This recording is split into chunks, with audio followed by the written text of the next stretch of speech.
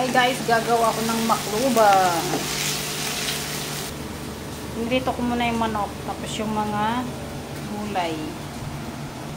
Ayan yung ingredients ko.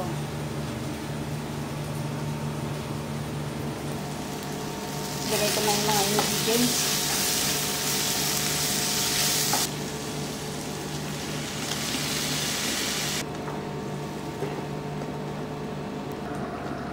Ayan guys, nilagay ko na yung manok para maluto siya hanggang sa maiga yung sabaw.